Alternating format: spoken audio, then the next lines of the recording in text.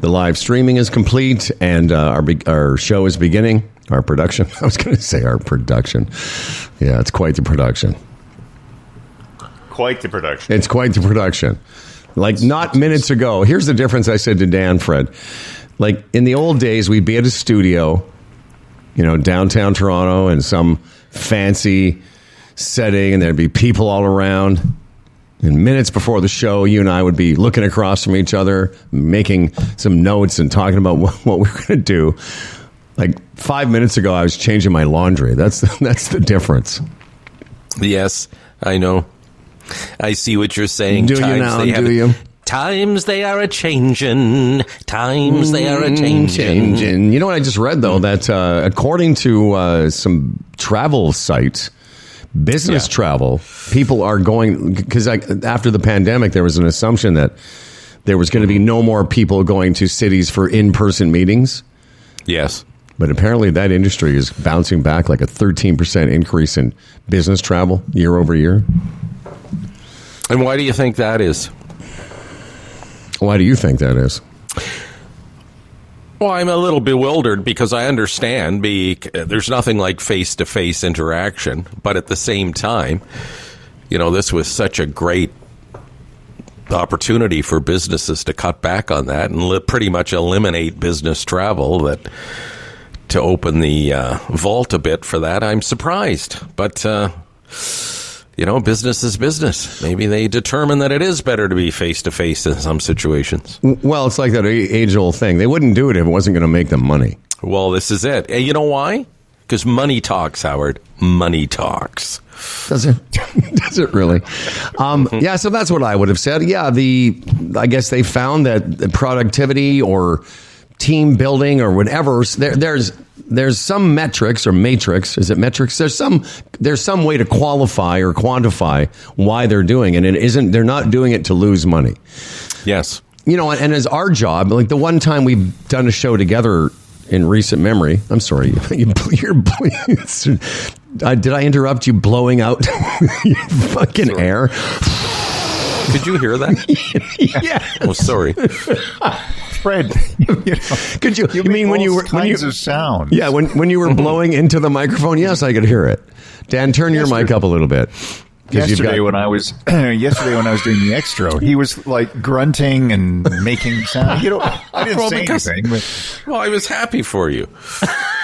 So when I was talking there, you're just like, oh, fucking shut up. I don't even know. It doesn't matter what I was saying. No, you were talking about remote working. Can you hear that? No, the one time we worked, but did you hear that? Did you guys hear that when I went? Remote working, Is this the first time you've been in front of a microphone? Yeah. That's hilarious. Well, it adds to the whole thing. Hilarious to me. As you were saying, we have different attitudes now because, as you were saying, you're more concerned about your laundry than you are the show. The one time we worked together at Kelsey's at Christmas with our audience, it was very, very special. But the laundry thing that's what I started by saying, or I marked to Dan. I said, Dan, that's the great thing about working at home is I can go and change my laundry in the minutes leading up to the show. And to my feelings, I don't know about you guys, but I wouldn't want to give up the freedom or whatever this is, the convenience of doing it this way. Even though, working in the same room as all your buddies and stuff was fun, but I think the point we've gotten used to it. That's not the point. Well, I know a young woman just started a new job, and they have it's pretty free as far as going into work and working from home, and she has the option to work from home 3 days but chooses to only do 2 because she likes the environment. Now the proximity is quite close, but she just likes the environment of the interaction. Mm-hmm. And it's funny, I think when the workplace provides a nice environment, people are more inclined to want to be there, obviously, but there's still, I hear ongoing battles all the time of companies that have sort of asked people to start coming back, and they're pushing back, like they don't want any part of coming in at all. And well, I think a lot of those are commuters. I mean, I get it, man. Like if you have an hour 15 each way, which is pretty typical here in the GD. Oh yeah. I know a young woman who has been working remotely. And I believe I know the young woman you're talking about, and you know the young woman I'm talking about. My young woman / daughter works remotely 5 days a week from her home in Toronto, dealing with clients in New York, and 1 week every 5 or so heads to New York to work in person. I know from speaking to her, it gets to them. It really does. Mm-hmm. It's just this whole every day is we do 2.5. Fred and I usually say hi around 7:15 and we say goodbye around 10.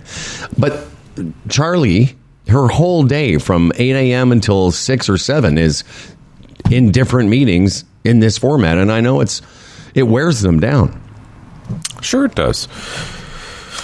To add a commute to that, I mean, it's one of those things I repeat all the time to Delise, and she just sort of rolls her eyes. Mm-hmm. When we're in traffic, I say, people do this every day. I can't imagine people do this every day. Yeah. Meanwhile, she did it. Oh, yeah. But her demeanor, she just put something neat on the radio and sit back and enjoy the music and realize there's nothing I can do about the traffic, so I'm not going to worry about it, which is probably... as far away from my mindset as you can get. I think the best part of that sentence, though, for me, Dan, was when Fred said, the list of things that I say to Delise, that's got to be. Oh, that's got to be something. And I wonder when Dahl, when the wheel spins and he just adds it, he comes up with the rainfall and the traffic, and it's just this wheel of stuff he says to Delise. She just, like, inside her eyelids, she's just sort of going, okay. Yeah. How much longer do I have to put up with this? You know how I was poking her yesterday? Pardon. Anyway. Okay, Scruff. Okay, Ghost of Scruff. It's a one-man show right there. She loves her Blue Jays, and today we're going to the Blue Jay game, the afternoon game. We'll go for dinner after. Oh, very nice. And sit in those nice seats, and I kept saying to her, do you still want to go to the game tomorrow? Yeah, why wouldn't I? It just bugging her. So I said that about half a dozen times over the day. Are you sure you still want to go to the game tomorrow? And by the end, she said, will you just stop? Stop. So I did. Listen, I get it. Mm-hmm. Listen, if anyone gets it, I get it. Well, this is all good and well. We have a very, very exciting show today, and we should get it started without any further delay. Oh, we haven't done this yet, right? What? Sorry. Do you not want to do it? No, I just forgot that we hadn't done this part. Okay, well, you know what? Well, we all forget. Yeah, foreshadowing. We're going to be talking about forgetting here in a second, but first, here's Dan Duran. This episode of Humble and Fred is being broadcast to the world from our state-of-the-art Humble and Fred studio in Toronto, from our Brampton facility with a soon-to-be-open pool, and from Howard's Kitchen next to trendy Black Stick Cine Oz. I'm Dan Duran, broadcasting live from the Jennifer Kelly Zoom Theater, and brought to you by the Retirement Sherpa, the Chambers Plan, Boron One, Bodog, and Lender's Choice Mortgages. And now, here are two men who, now that May is here, start their summer relationship with grass. Fred will mow, and Howard will hit it with sticks. It's your hosts, Humble and Fred. Well done, Daniel. Well done. And go ahead and give me like another 3.67% of your microphone. All right. Thank you. Okay. Tony Clement joins us today. Nice to catch up with a grown-up who's been in the room, knows politics, Canadian politics in particular. We'll take a break from some Trump stuff, although I'm sure it'll come up. Some great stuff happening in Canadian politics with PP, his man. And so Tony and Fred and I will chop that up, as they say. The Retirement Sherpa will be here, although I am waiting for confirmation because there was some... He went back and forth with me about his microphone, and I said, yeah, come on with you. You just do, yeah, here we go. Hold on. He's got a microphone issue? Not an issue, just he just doesn't have the real mic with him. Oh, he can't find it. So is he still on the road? That's a great question. He didn't say here in his message, but He wanted to see if it was okay for him to do the show without the mic. I said, listen, man, you're on your computer, and once we wash the file, it'll be fine. Mm-hmm. Do you want to do the 1st of May thing now? Because we'll forget it. All right. Yeah, this has been a Humble and Fred tradition, I guess, since 1989, is it not? I think it predates me. Okay, it predates you. But okay. I want you to know today, I have picked out a piece of music that was sent to us, courtesy of best friend Dave. And I thought, what would be appropriate once Fred announces what he does every 1st of May? And I think you'll enjoy this. It's interesting. Hold on.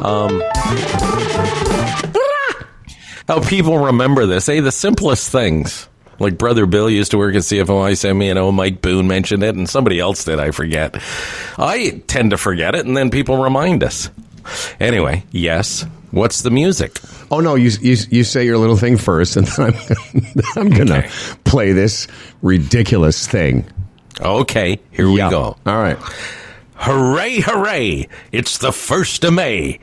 Outdoor fucking starts today. I got my balls to my butthole, yeah. Oh my God, what did I do?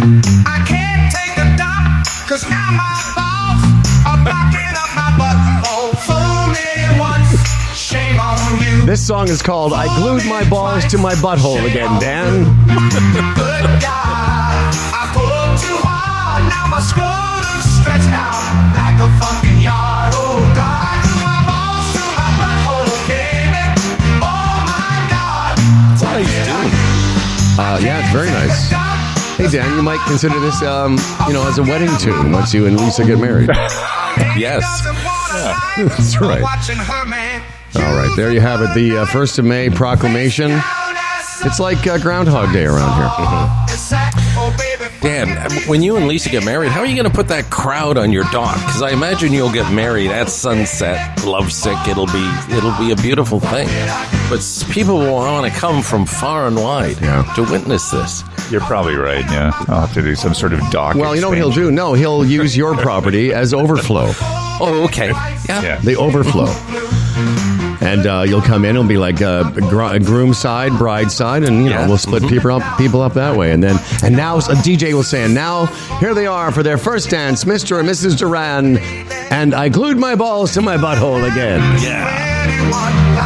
Looking forward to it. All right. So we did the show yesterday, and we're just sitting around after, and usually Dan leaves. Dan can't leave fast enough. You should know that. Dan's so sick of us by the time. He's so sick of us haranguing him for various reasons. By the time the show's over, he just needs some Dan time. And I respect that. Move on, yeah. Well, it's time to move on from us. You get very... You've seen it, Fred. He just gets very... Oh, I've seen it. I've seen it for years. He's just like we're sitting there, continuing our stupidity, and Dad's like, okay, well, I got to go. Yes. Yeah, that's not untrue. And you like to wrap it up after it's wrapped up. So we do a couple things. Fred's doing some stuff with the back end, the back end, and I'm working on the file. I'm working on the file, and we're sitting here with each other on Zoom, and quite often Fred will say, do you remember what we did at the start of the show? And often I don't, but I have a lot of the stuff written down. I know this will come as a surprise to most of you, but we actually planned some of this nonsense. So Fred says to me, neither of us can remember what happens at the beginning of the show.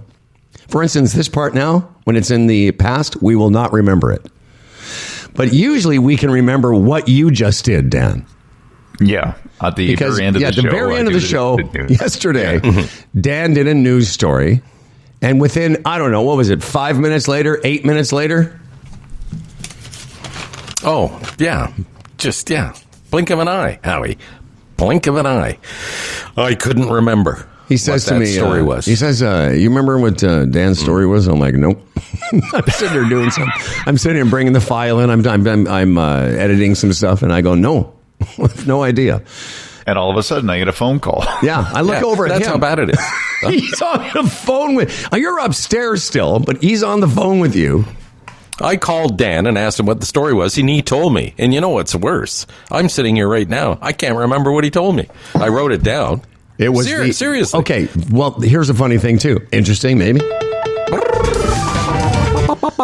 Later in the day, we were talking about this because of something else I'm about to tell you. And later in the day, I still couldn't remember what the story was. But once he's told me now, it was a story of, Dan, what was it? It was the 60-year-old who was the beauty queen pageant. Right. Yes, the beauty pageant winner, Miss Buenos Aires. That was it, yes. Hopefully, I have second run, I'll be able to remember. Actually, third run, I'll be able to remember. Well, I had to take 2 runs. Then I got it. So I was hanging out. Dan was doing some work. He finished doing some drywalling and then finally finished it up yesterday, which was great. And I said to Dan, we were trying to plan what we're going to eat for dinner. I said, I got to go out to Sobeys. I got to get some lemons and some rice. And, so the shopping list is 2. 2 things. That's it. I have 2 items. List. 2 items. And I get a phone. And then what happened, Dan?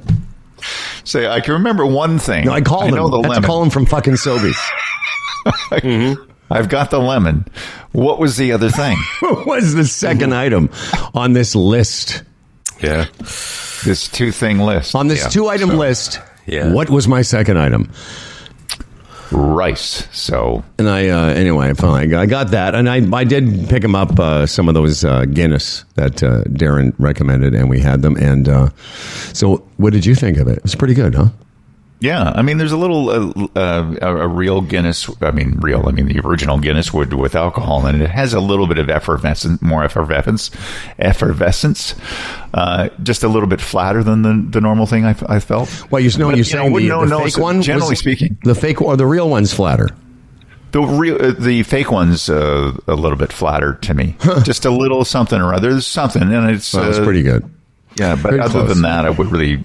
Like I think Fred said, if you hadn't told me that it was a non-alcoholic beer, I probably wouldn't have known. Here's the way I look at it. If you gave me one and I drank it, I'd probably think, oh, okay, there's something maybe a bit off with that Guinness or something, but I probably wouldn't even make an issue of it. I'd think, oh, maybe that can maybe didn't sit long enough or whatever it would be. But it's close. There's no doubt it's close.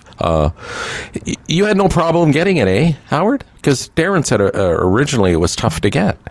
It was at my sketchy Sobeys here on the Queensway, they've got it. They've got it. Wow. Yeah. Wow. They got quite a section there. Mm-hmm. So I'd like to tell you a story that happened to me after I called Dan to remember what the second item was, lemon and rice. I had a weird, not weird, like nothing went wrong. It was just a weird encounter with the cashier human who happened to be a female. So weird that when it was over, I went to my car and I wrote it down. So I would like to... Because you'd forget it. Because I thought I'd forget it. Yes, Friedrich. Yes. Mm-hmm. I thought, okay, I better write this down. And I wanted to write it down as best I could remember it quickly because it was so odd that I thought, wow, that's an odd encounter for 2024. So I wrote it down in the form of a play. So I will read both parts of this. There's me, and then there's the cashier. Me. I would be Howard. I'll just say I'm Howard. Okay, you're Howie. Howard says, quiet. I go to the cashier. Howard walks up to the cashier and says, because there's hardly anyone in there. I go, it's quiet in here today. Cashier says, I'm dying. Me, in brackets, thinking she was kidding. I say, have you made out a will? Cashier says, what? I said, you said you were dying. Is that because you're bored? No, says the cashier. I'm tired. So right away, there's a little bit of weirdness there because I'm like, who fucking says you're dying? Yeah, a little dramatic. A little dramatic. That's what I thought. I said, oh, okay. Thinking that would be the end of this semi-awkward encounter. Cashier says, and this is a true story, happened yesterday. Cashier says, I'm having my periods. What? By the way, not my period. I'm having my periods. Me. My stage direction. Jesus me, Christ. In brackets. Not what I was expecting at all. Fuck me. I walk up. She says she's dying. That's not what she said. she says she's tired, and then she comes out with, I'm having my periods. I say, I don't know what to fucking... Meanwhile, I've got a couple more items than the rice and lemons. I got a couple of beer and a couple things. She says, I say, yes, those can make you tired. I don't know what to say. Yeah. Then in my stage direction, both of us just staring at each other. I feel like I've got to share something personal. So I say, sometimes I fart a lot. You did? And scene. You said that to her? In this play, I did, yes. Oh, in this play. Okay. In this play, I did. I thought you were going to say, you'd say, yes, sometimes those can be tiring. And she said, how would you know? How would you know? But that's something else.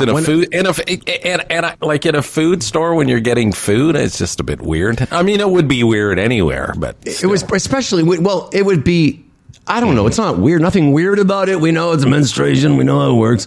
But it would be awkward, as you say, in any setting. But I don't know this. And she said, the way she said it, I'm having my periods. I didn't know what to say. So when I came home to Dan, I said, okay, I said it was pretty funny that I forgot the second item of a 2-item list. But I said, wait till tomorrow. I'm gonna tell you a story that just happened to me. And this woman would have been in her mid-20s, around my kid's age. She just thought she needed to share with me that the reason she was tired is she was having not just one, but many periods. That's how, when she says that, periods, I'm having my periods, sounds a bit like a hoser chick. Was it? Was that the impression you got? It was not a hoser chick. It was a woman of color. Okay. South Asian, I believe. Well, why does that matter? You don't. Well, the same reason it doesn't matter whether she was a hoser. That's also. Oh yeah, hoser matters. Yeah. So you're envisioning me saying, "Are you dying?" No, I'm having my periods, eh? Yeah. Like, hey, bud. Hey, bud. I'm bleeding out my snatch, eh? Oh, bud. Oh, boy. Oh, boy. That's real life. That's real talk, Dan. I get it, yeah. Maybe she's the kind of person that that she has these, 20-second interactions with people as they come through. Yeah. And she'd starve for talking to people or whatever. So she just has some sort of stream of consciousness conversation. Well, she had a stream, of course. Oh, bud. You should see the stream of consciousness in my pants.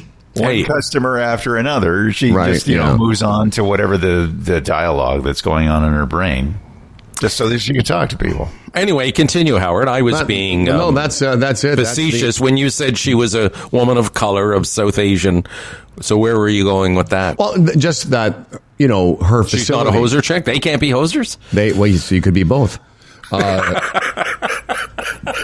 Like, oh, this Vindaloo's great, eh? Holy fuck. Holy fuck, bud. Get me some more buttered chicken, eh? No, I because of the way her facility with the language, because she said, I'm having my periods. And I was like, oh, that's an interesting opening. First I thought you were dying, which I thought was, you being funny. That is something. Yeah. I mean, really, to go there, like, that's wild. Because that's it's a personal thing. To share that with somebody you don't even know. Well, and Dan's point about 20-second encounters while you're cashing people out at the store, yeah, I get that. It's got to be mundane. And how I came upon her was she was the only one open. And when I came up to the cash, she had her back to me. And I alerted her that I was there by saying, hey, it's kind of quiet in here. And again, I think she's saying I'm dying, like, I'm dying of boredom. And then I find out that she's tired. She explains why she's tired by telling me she's having multiple periods. Anyway, you know what, Dan? You know what that was? That was a fascinating glimpse into everyday life. Thank you for sharing. I just like to. I'm giving Dan just a lesson on being what happens to human beings. I decided to present it as a little play because it made me laugh. And I put in the fart joke for Fred because I thought... I like it. I thought I put the fart joke in there for Fred because I thought, what could I say to her that was personal? Sometimes I fart a lot. Well, you should have told her about your anal leakage. I should have said sometimes I get little hemis. Yeah. I know. When I have a hemorrhoid episode, it whacks me out like nothing. That's right. Yeah. When my ass bleeds, I get so tired, eh? hoser Indian woman. Oh, Dan wants to go now. Oh, Dan's like, is it time? Is the show over? All right. Well, I can see Dan is checked out already. Dan. Yeah. So that was called Sobeys. I wrote that down as Sobeys Forget Periods. So that's where I'm crossing that off. Okay. All right. What's next on the list? Well, there's a thing I sent to Freddie about Toronto having a 32-year rainfall record. So he was correct in his ranting about What was that. the amount? Yes. What was the amount? I don't have that information in front of me, but it was a record. Where is that? I opened it up this morning. Let me see. No, that's norovirus. Do you have it in front of you, Frederick? No. The rainfall thing? No. Yeah. Toronto just broke a 32-year rainfall record, recorded as of 8 a.m. Yeah, previous record. So here it is, Dan. The previous record recorded 135.1 millimeters of rain, beating the previous record of 133.4 millimeters of rain set in 1992. Wow. That's something. Well, I'm not surprised. It just seemed to rain every day, did it not? Little, we got little, hints of sun, but then it didn't take long to start raining again. The average, Dan, 63 millimeters is an average April rainfall, and we had 135. So that's why it seemed to appear to be raining all the time. Right. I wonder what's that means for our summer. Like, I wonder if that means it was because we had kind of a mild winter, but I wonder if all that rain has any effect on the insects, namely mosquitoes and that kind of thing. If they're going to be a bumper. Well, you tell me. You're the weatherman. I don't know. I'm tying it into the environment. I don't know. Well, my wife made a good point, as she often does, as I was complaining about the rain. She said, look at it this way. All this rain in the forests, will really dampen the ground, and hopefully this will curb the forest fire, the wildfire situation. Yes. And I said, that's a good point, doll. Hopefully that's the deal. She said, we hardly got any snow, so you didn't get the melting snow going into the ground to help sort of alleviate the fire thing. So maybe this will help. This is nature's way of replying to that. And I couldn't argue. Maybe she's right. I hope she's right. I don't want to go through that fire thing again this year. It was a pain in the ass. Look at that doll coming with some logic, as she often does. Mm-hmm. Way to go, doll. No, she did. Oh, you can say all you want to doll. She never listens to this at all. No, it was more rhetorical, just throwing it out there in the atmosphere. So I'm going to cross that off the list. Toronto, TO 32-year rainfall record. Done.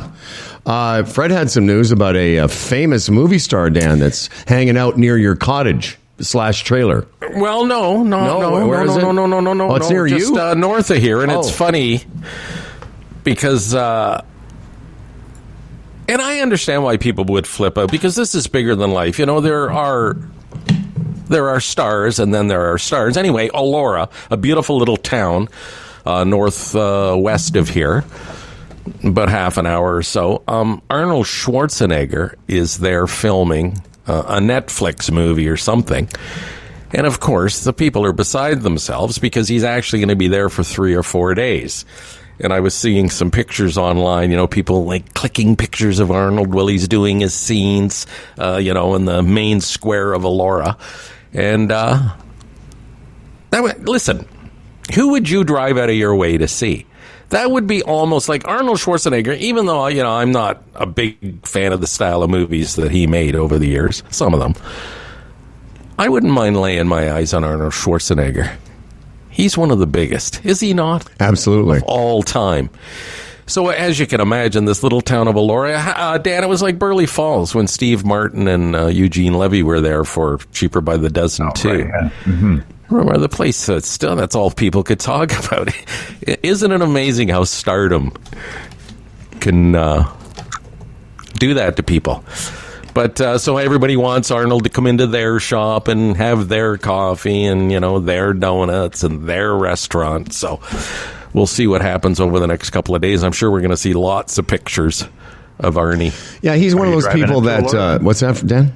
I was just going to say, are you going to drive up to Elora then? Well, I'm going to the game today. Dahl and I were thinking of going up that way, just looking at some real estate. But I don't know. What am I going to do? Go to Elora and just get out of the car and start walking around looking for Arnold? The thing is, if you did that, you got out of the car in Elora, now there's two big stars. People wouldn't know where. Yeah. People would be like, oh, my God, there's Arnold Schwarzenegger. And wait a minute. Is that longtime sports personality and co-host of the Humble and Fred Show? Wait a minute. What should I do? Can I get a picture with both of you, Mr. Patterson and Mr. Schwarzenegger? He is one of those guys. So I was going to say that, as you mentioned in your opening remarks, he's bigger than life. He's a big-time movie star, and I bet you there's lots of Arnold Schwarzenegger movies that you have forgotten that you liked, like Twins. Oh, yeah, the non-sci-fi ones, yeah, have been neat. Yeah, like I say, there's a bunch of them, Kindergarten Cop, things like that. Andy's a nice guy. Did you guys see the Arnold, special or documentary, whatever? Yeah, it was great. We talked about fantastic. We talked about it? Oh, did we? When was that? Shortly after it came out. Okay, I can't remember yesterday, and you're asking me. Okay. It was he's, you know what? I'd almost say he's a sweet man. Yeah. Even though he did nail the maid and get her pregnant and stuff. But, hey, it happens. It happens. He's not running for president. Give the guy a break. Well, no, exactly. So, there you go. That's our Arnold Schwarzenegger discussion, Daniel. That's how it works here. All right, then. What's next on the list? Well, when you're gone, we're going to talk, Freddie, in a second or two, Freddie and I are going to talk about the Leafs, and that'll bore you're already bored, but that will bore the shit out of you. Did Dan not watch it with you last night? No, I went upstairs and watched it on my phone. I watched it on my phone. Yeah, I watched the overtime on an iPad in bed. Yeah, same with me. Dan and I were watching something else. We watched the latest Letterman special, which was great. Did you enjoy that, Daniel? Was it? I did enjoy that special, yeah. Dan doesn't like Letterman's beard, but he did enjoy the interview. My next guest needs no introduction. The latest episode is with John Mulaney, who is a very funny stand-up comic and famously had a rehab issue.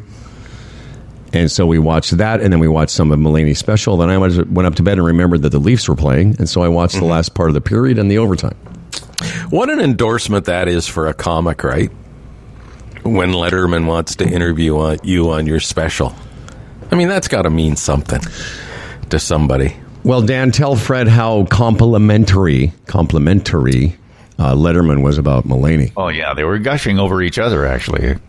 Letterman was talking about how that he's one of the bright stars in stand-up today. Yeah, and was lamenting the loss of, I don't know, I think Letterman thinks the whole stand-up, the standards of stand-up have deteriorated over the years. But anyway, Mulaney is at the top of his list. Anyway, yeah, it was a good special. You'll enjoy it if you spend the time to do it.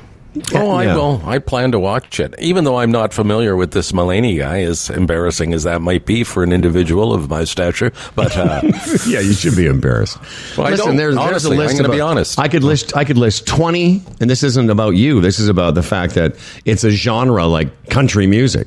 I could list 20 stand-up comics, 10 for sure, that are filling arenas that most of our audience has never heard of. Filling arenas.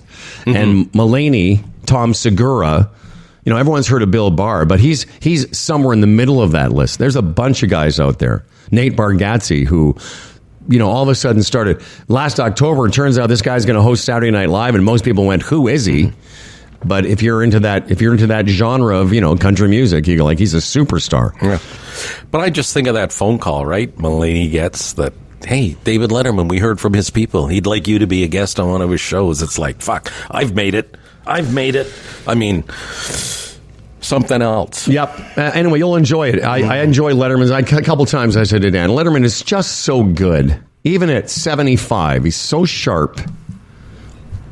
just his interaction, and also he's so genuine. He's so good at that interviewing part. And, you know, I haven't loved all those My Next Guest Needs No introductions. I've seen most of them. Isn't it? And again, we're not on that level. You know we're not on that level. We're not? You know that. Oh, okay. Yeah, you know that. I thought we were.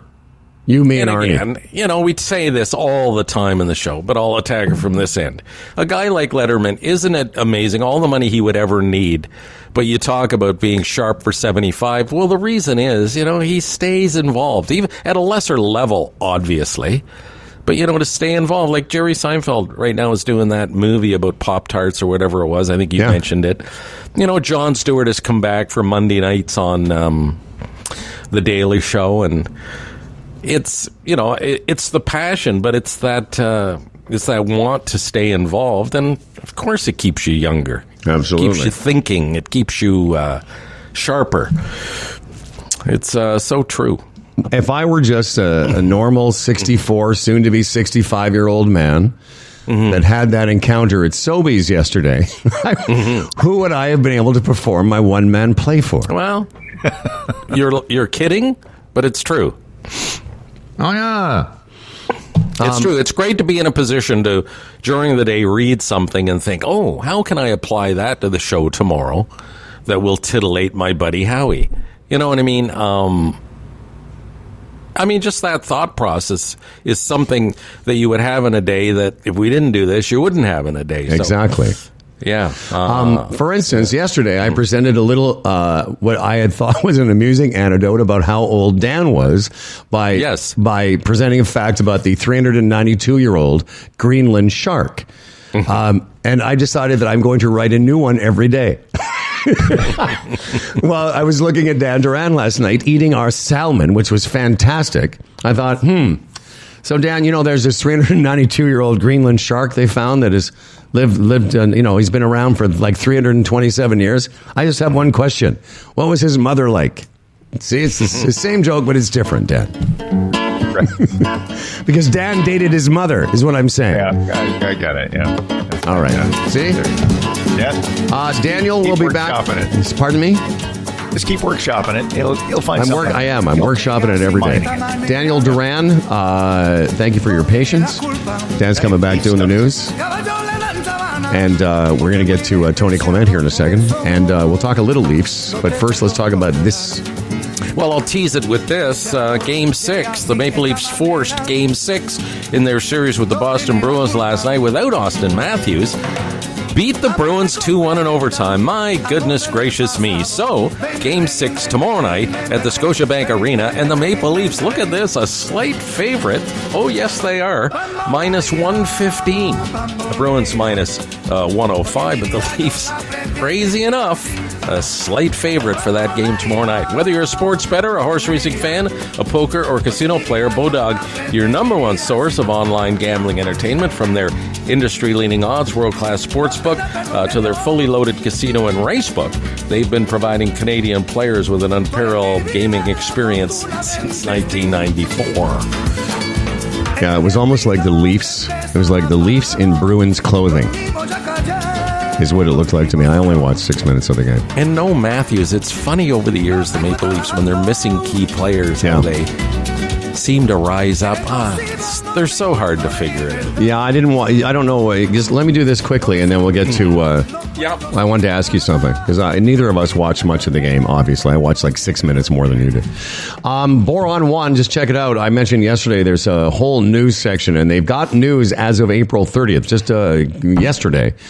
Boron 1 Holdings issues project licensing update. What this means is if you're interested in this company and they support us, and we'd appreciate it if you supported them, at least have a look at their site and see if it's right for you and your portfolio. Talk to the Sherpa, talk to your Sherpa.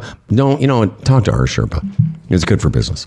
Talk to our Sherpa and see if this is good for your portfolio. Again, we make no claims about stocks, etc., the legal part, but it is interesting. You know how we love the word interesting, and this could also be profitable as well. Could be. Again, no guarantees. Check it out at boron1.com. I mentioned that was my takeaway from the last 6 minutes of the third period, because you've conditioned me I hear your voice in my head. Well, how are they going to blow? I kept thinking to myself, well, how are they going to blow this? And they almost did. But they had a look of resiliency to them and some grittiness. That's why I said Leafs and Bruins clothing. But they just didn't. They looked like they wanted it. They looked like they were trying to win it as opposed to trying not to lose it. And then the overtime came, and that's exactly how they played it. Mm-hmm. Your thoughts? Well, great, super. They won. But again, if you scroll back to our radio group discussion with all our buddies, after game one, I predicted what would happen. They would, and I'll say it again, I said they would split in Boston, lose 2 at home, go back to Boston, probably win, and bring it home to lose it. And this could happen tomorrow night. So, I mean, they've lost 6 home games in a row. They're due to win one at home, you would think. So maybe tomorrow night. But in Leafland, Leaf history, I mean, this is prime to fall flat tomorrow. But we'll see. We'll see. I hope they win. I hope they win tomorrow night.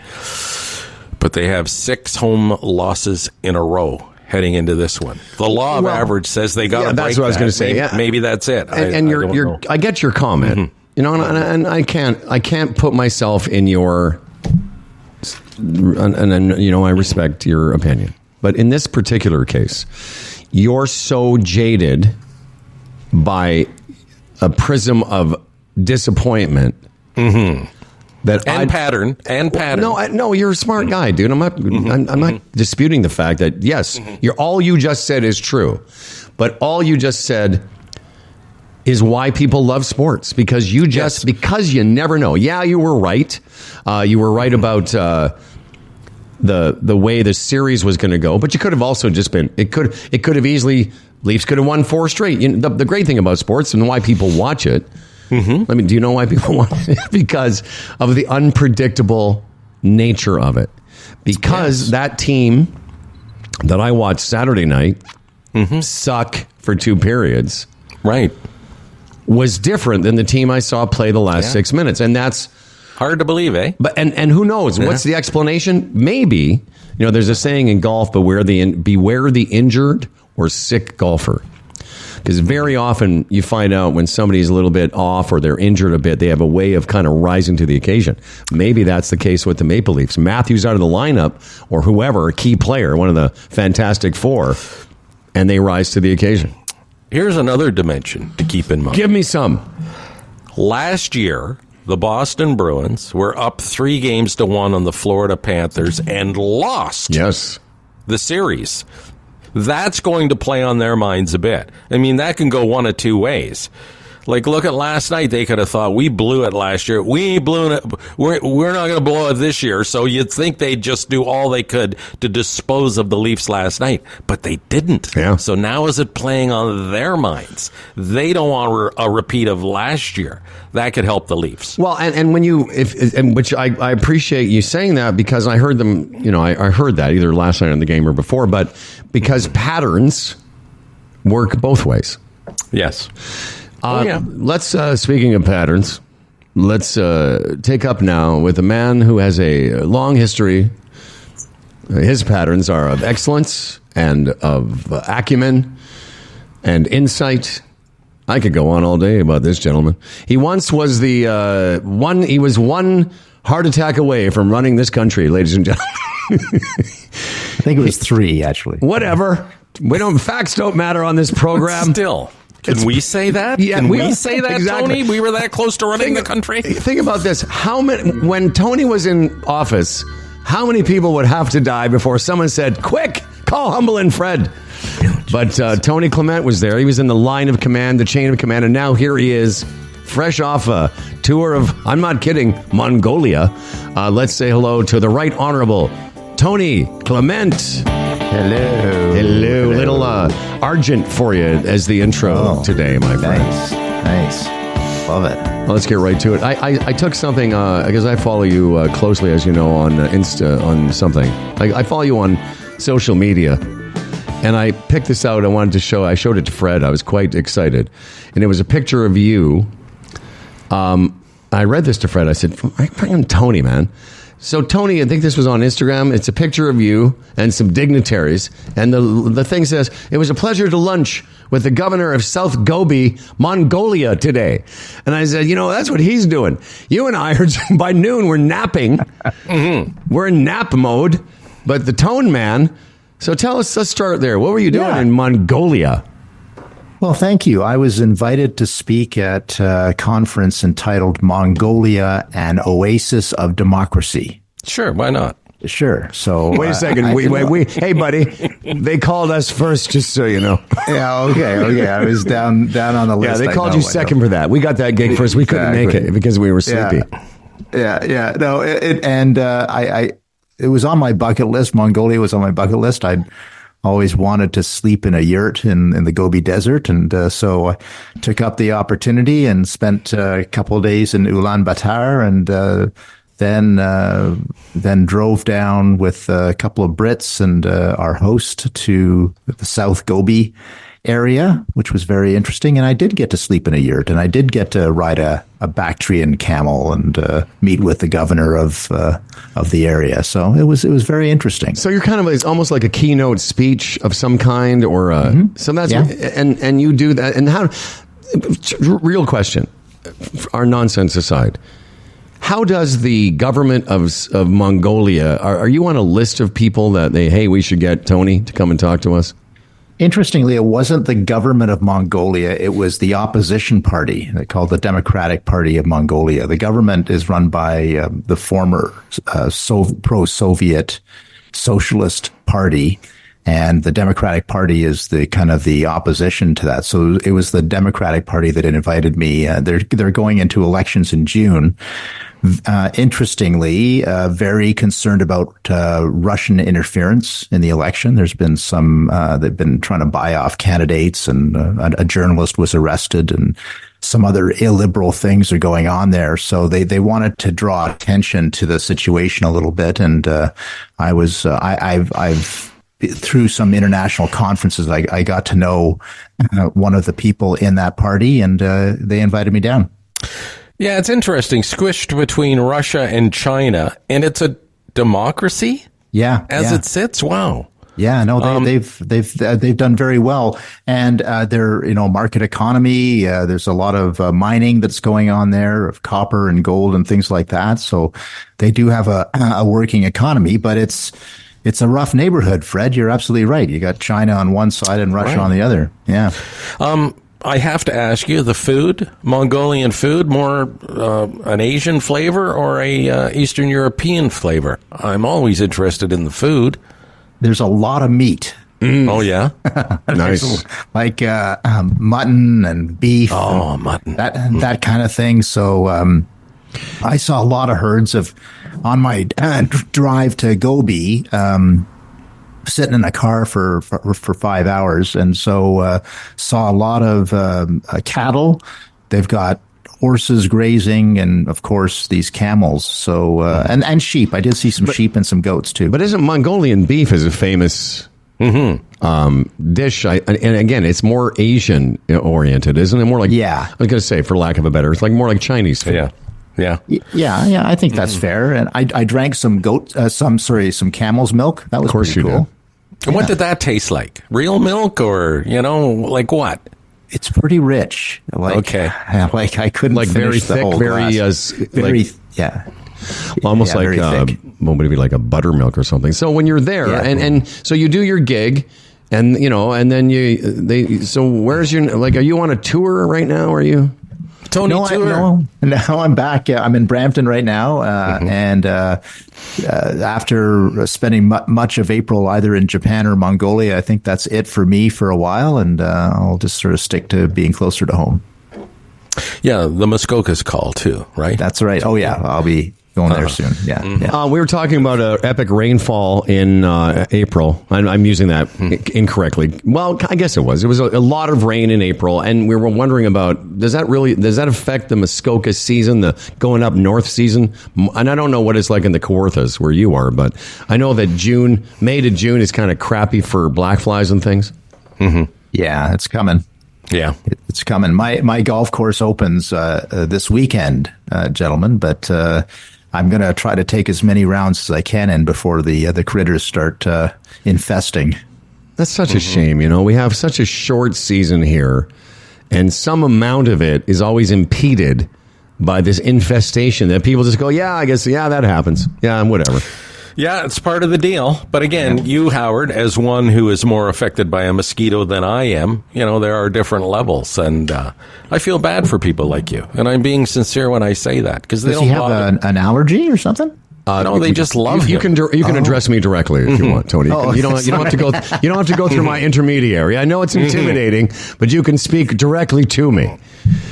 He does have. I have a bit allergic to. I get. What Fred means is when I get bitten, which for some reason they seem to love me, but it takes forever to heal. I get allergic reactions to them. Yeah. And I'll get a mosquito bite in May, and a couple of them I'll scratch it and whatever, and it will be there. It'll still be there like a month or two later. Oh dear. Yeah, it's a drag. Anyway, but for the rest of this interview, please feel free to speak directly to me. Let's talk about your guy PP. Yes. I have some audio for you. First, before we get to Pierre, I was watching Question Period. It's crazy, and. I don't think enough Canadians appreciate how ridiculous it is. It's just grown men and women, grown, with smarts and education and everything, just yelling shit at each other. I don't know how long it lasts, but the guy I felt sorry for was Mr. Speaker. Guy's name is Greg Fergus. He's the Speaker of the House. I had no idea. Right. Yeah. Yeah, it was weird. Yeah. He became Speaker after the former Speaker, Anthony Rota, unfortunately and infamously invited a Nazi to that guy, the Nazi lover. Yes. Yeah. So that was the end of his career. Yeah, it was weird yesterday because I honestly, and I have some major issues with PP, but to me, Trudeau was the instigator of that. Like, he was sort of the baiter, and then they ended up throwing PP out. I think the Prime Minister deserved it just as much as he did, but, that's here and there. I disagree with umpires the odd time. That's right. Well, and thank you for bringing in the context, because the context was that the Prime Minister, who, says that we've got to elevate our national discourse, was calling the leader of the opposition, Pierre Poilievre, somebody who consorts with white nationalists and racists and so on. So that was what he did. Okay, before. but to be fair, the day wacko. To be fair, because that happened yesterday. Yeah. The day before, and this is the part I'm going to play. The day before, I almost said Senior, Mr. Poilievre, Senior Poilievre. This is what he said about the Prime Minister in response to, will you disavow? They just basically, whoever was, who's the guy from the Liberals? I don't know. The leader of the House or whatever. Because Trudeau wasn't in Parliament when this happened. Okay. All they asked Mr. Poilievre was will you disavow any, dealings with the white supremacists? And this raucous response.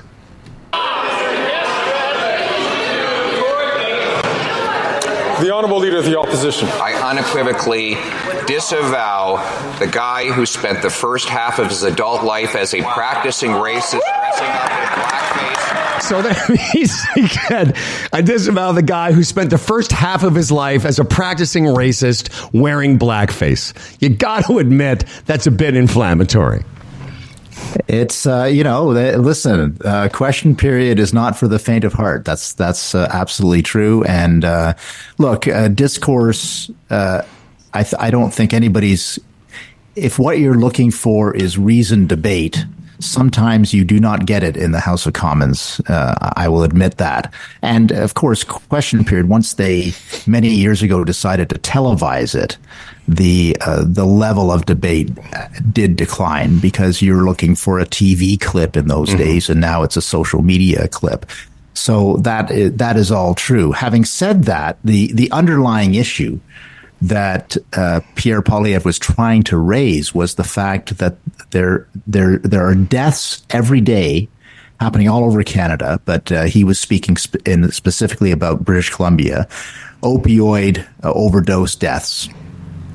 There's been this whole ideology, which I fought against as Minister of Health 20 years ago, and lost the battle, where people think that the best way to help people is safe, what were called so-called safe injection sites. Then it became free drugs, and free opioids and free heroin and so on.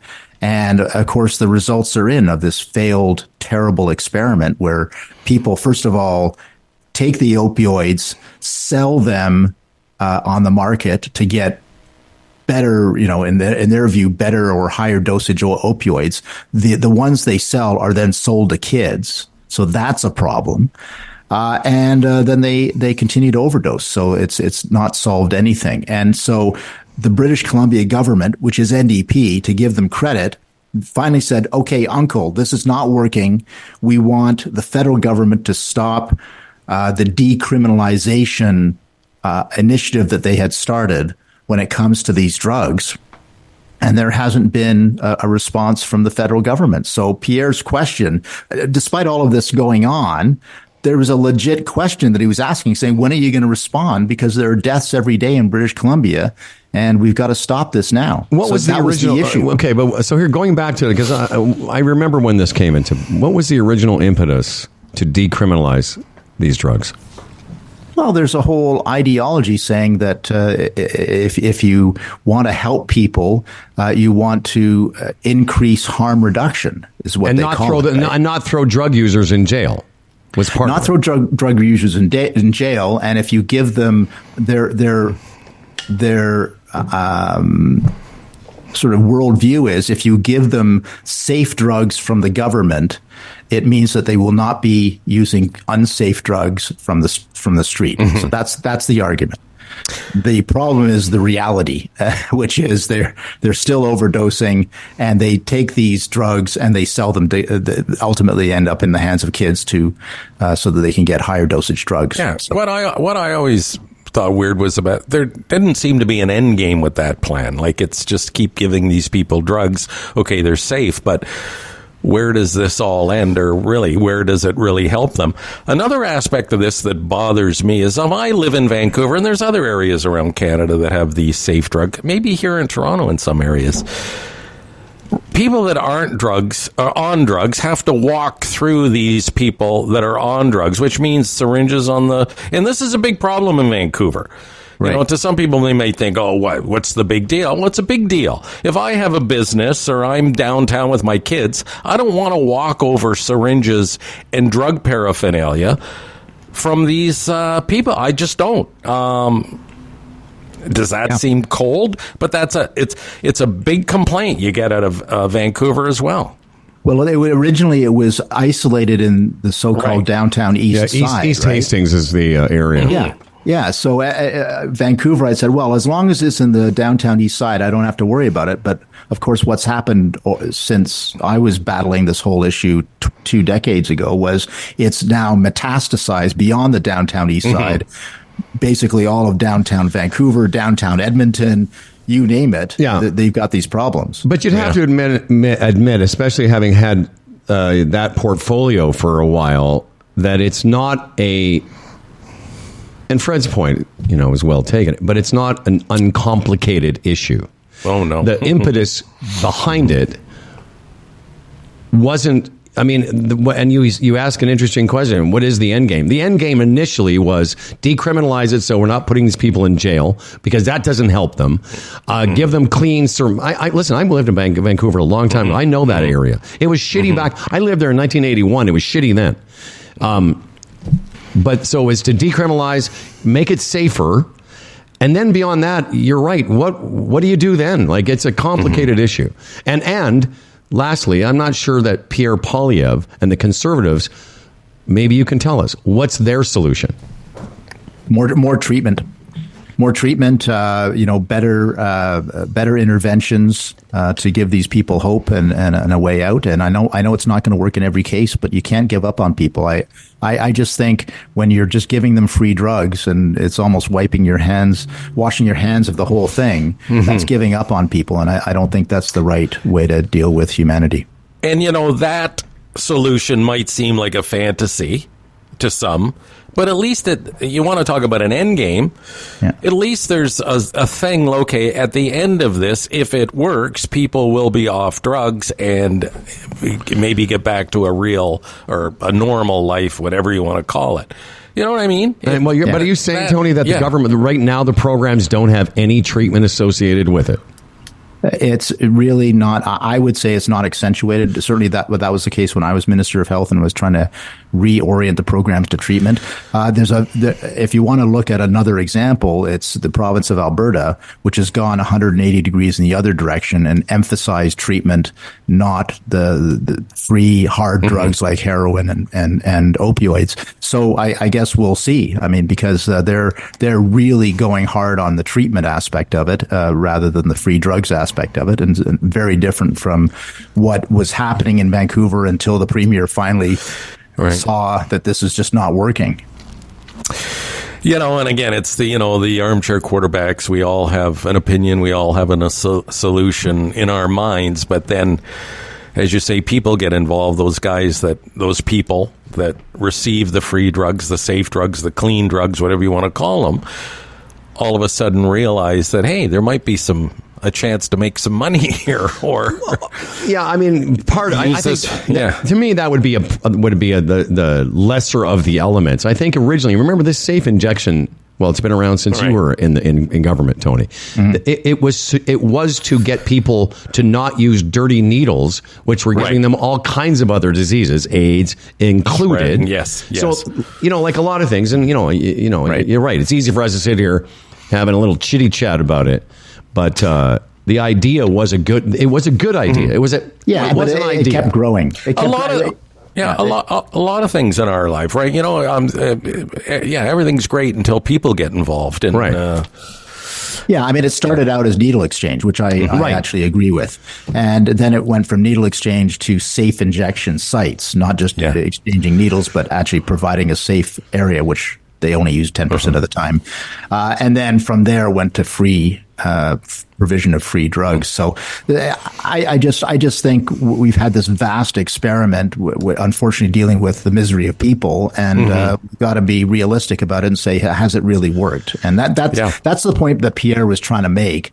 And the only thing that one of the things that I find unfortunate is because of this brouhaha, I think the speaker made a bad choice in throwing Pierre out.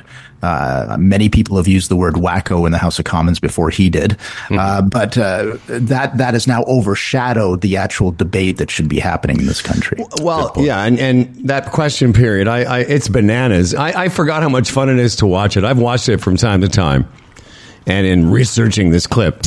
You ever seen the British ones? Oh no, I know that's bananas too. But it's crazy. Freddie and I spent a lot of time on this show talking about U.S. politics and Trump and all this stuff. But it was so. What happens? Just quickly, because I want to move on to this other thing, this Hamas thing. I want to move on. You heard about that?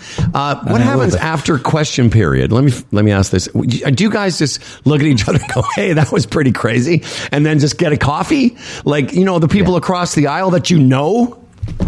Yeah, so the question period is 45 minutes every Monday to Friday. So that's just so you know the actual time. And after question period, the House kind of clears out to a core group of people who are then debating the next subject, which might be a bill or a resolution or something. And if you're in the opposition, you share a lobby just outside from where your seats are. And so you are sort of rubbing shoulders with NDP or bloc members or whatever and you bump into your colleagues from the other side of the aisle too. So that does happen. Just before we get to Hamas and the Israelis, I have to ask you before we move on from PP,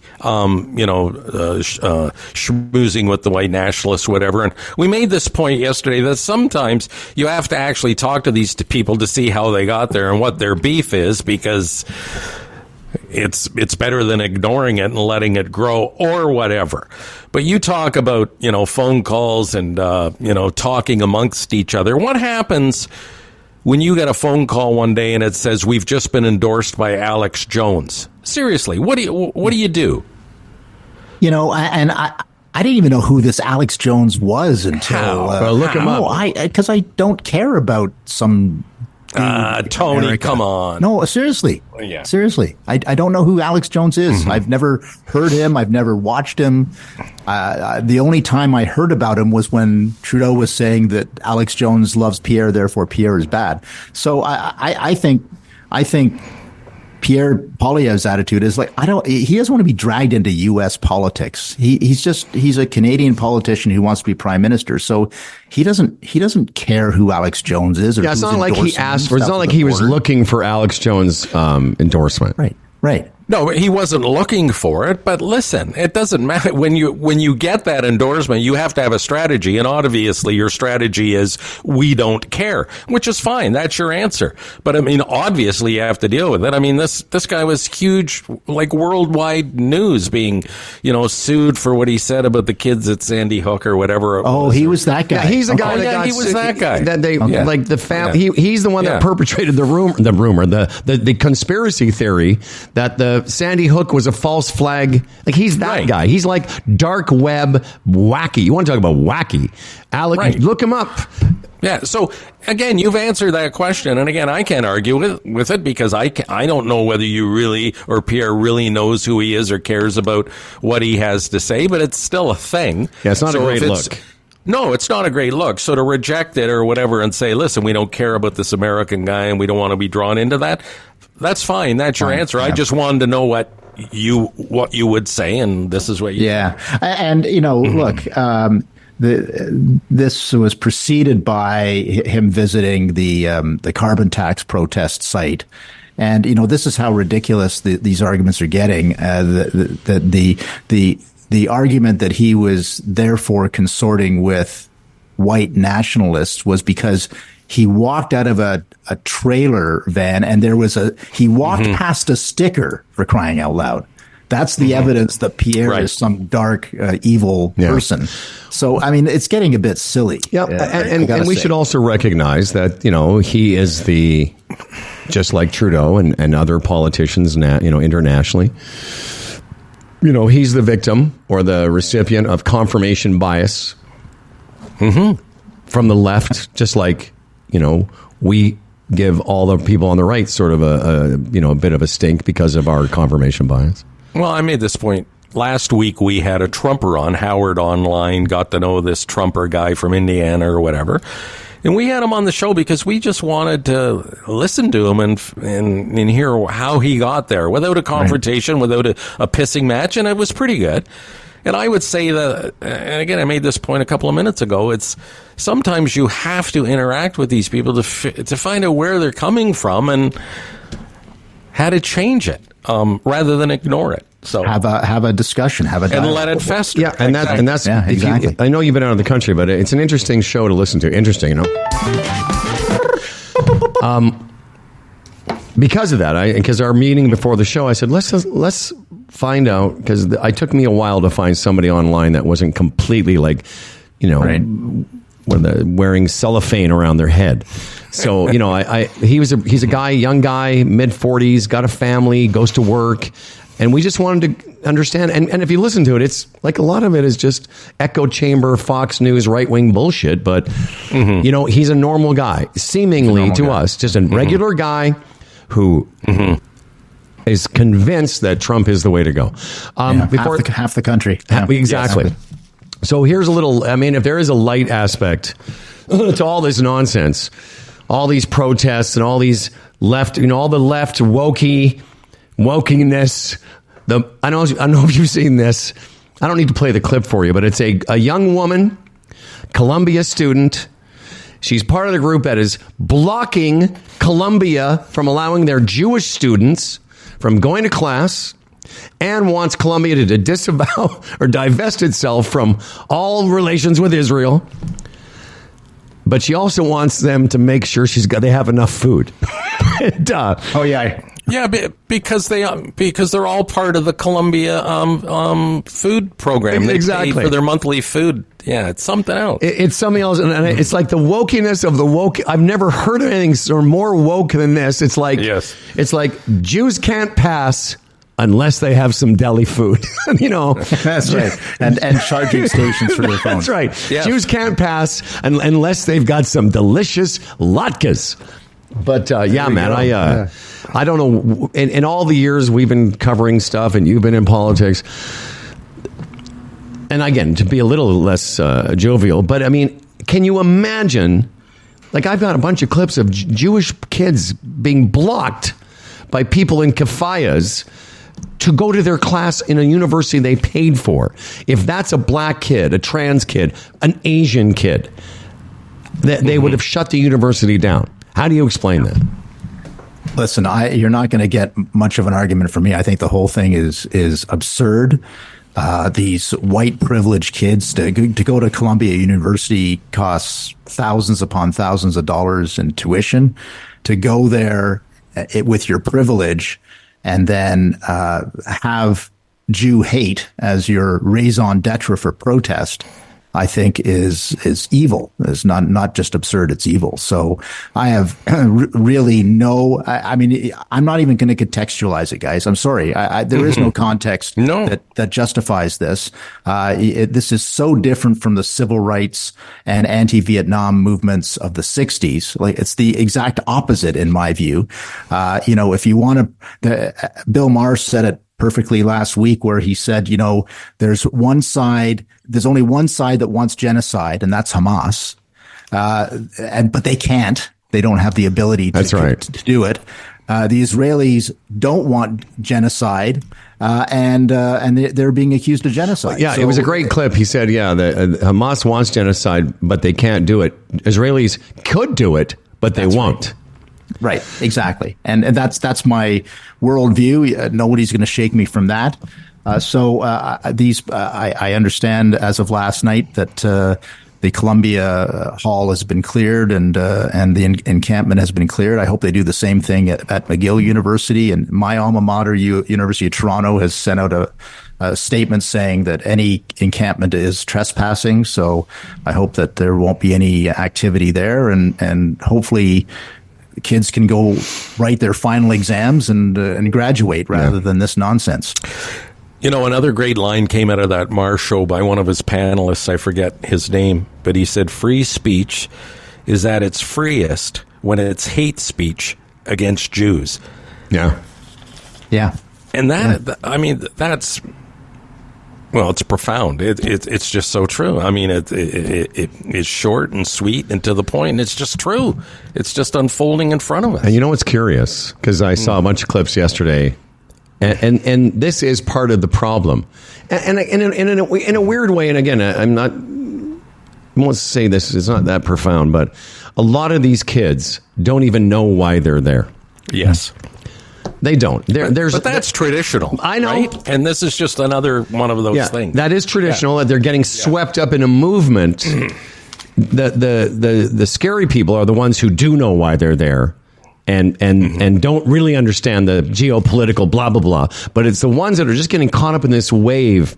That when you see the Queers for Palestine, that is the most bizarre thing, because the bit being queers in Palestine, are being dragged through the streets and thrown off roofs, but there's these young, well-meaning kids. That's the sad thing, is they are a lot of them are well-meaning, and they're going to look back on this like a lot of us when we were 18, 19, 20 and go, what the fuck was I thinking? Yeah. No, it's true, and there's a lot of agent provocateur involved now. I think that whole occupation at Colombia wouldn't have happened if there weren't some outside people that got people ginned up and well, Tony, they look at all these different universities from UCLA to Columbia, all across the country. Where are all those tents with the green? Where are all those green tents coming from? They all look the exact. They go to the same. What is that place called? MEC. They all go to the same sporting goods store. There's some. They went to Algonquin Outfitters in Muskoka. That's right. But there's a lot of that going on. There's a lot of provocateurs and provocation. Yes. Anyway, the whole thing is just. Yes, I think we're radically agreeing with one another. And there's another ceasefire on the table? Yeah. I mean, the ceasefire. That's going to be interesting. I think there's a lot of pressure on Israel, and look, I think the best way to stop Rafah or any other activity from Israel is to give them back the hostages. Then they really don't have much of a leg to stand on, having eradicated at least 1/3 of Hamas fighters so far in that's the number I've heard. So, I don't know. I mean, Hamas, for whatever reason, I guess because Iran is backing them and will continue to back them, they're playing hardball. Well, that is what frustrates me. And again, when it comes to all these issues, I'm a bit of a simpleton. I tend to look at things more black and white for whatever reason. If Hamas doesn't attack Israel October 7th, none of this has happened. Right. We're not sitting here having this conversation. Right. Secondly, if they give back the hostages or surrender Hamas, which Palestinians should be calling for, this is over. And they talk about 35 to 40,000 Palestinians dying in Gaza. Well, who's responsible for that? The Israelis or Hamas for October 7th? I know it's not that simple, but at the same time, if that doesn't happen, we're not here today having this discussion. And it is an existential threat to Israel. Let's be honest. Of course it is. The Hamas in their charter is the eradication of the Jewish state of Israel. Actually, I think in their charter, Tony, I'm paraphrasing now. It says we're not big on Jews. It's implied. Yes, I'm paraphrasing. Yeah. And the big excuse now, for every Hamas you kill, you create two. So that seems to be, I'm willing to take my chances. Yeah, let's wrap it up by saying this. How do you feel this is going to affect, and do you feel, let me rephrase it, do you feel this will affect the U.S. presidential election? It's certainly affecting Michigan, which is a lot tighter for Biden than it should be. They've got a substantial Palestinian and Arab population there. That's going to be interesting. Obviously, I don't hear Trump talking about it a lot, which is really interesting. He doesn't understand it, probably. And also, he does. When he talks about it, he talked about it recently about how Bibi wouldn't do this. He's disappointed in Netanyahu. And it wouldn't have. His thing is nothing would ever happen if he was president. Yeah, if only he was president, it would be unicorns and whatnot. That's right. But unicorns and porn stars. The Trump campaign 2024. Stormy Daniels, vice presidential pick. That's right. I think that. I think it is depressing the Democratic vote. They are divided on the issue more so than the Republicans are. Although obviously Democrats did vote for Israeli funding in the big deal with Ukraine and Taiwan included in that. So that was, I think, a positive bipartisan effort finally after 6 months of trying. So I think ultimately, though, I think Biden's going to stand or fall on domestic issues as usual. So okay, well, listen, man, and he's doing pretty good, and abortion, and he's doing pretty good. Yeah, these issues. Yeah, abortion's going to be definitely in play in states like Florida and so on. And the big question is if Trump is finally convicted of something, how does that affect 43% of Americans are independents now? They don't adhere to a single party. So, well, if you get a chance, go back and listen to us talking to the guy from Indiana, and I will. It's an interesting glimpse into everyday Americans that are not like this guy's not out rallying, but he definitely has got a different perspective. Tony Clement, hey, former minister in the Stephen Harper government, and now the high-ranking leader of the opposition here on the Humble and Fred Show. Mm-hmm. And we thank you for this question period today, Your Honor. And, okay, wackos. Well, that's true. Yeah, you get no dispute from us. No. And Another Thing podcast continues to rack up great numbers in the podcast world, and we're proud of you, Tony. Glad to have you in the Humble and Fred zeitgeist, and we'll talk to you soon. Take care, guys. Have a good one. You too, Tony. Good to see you.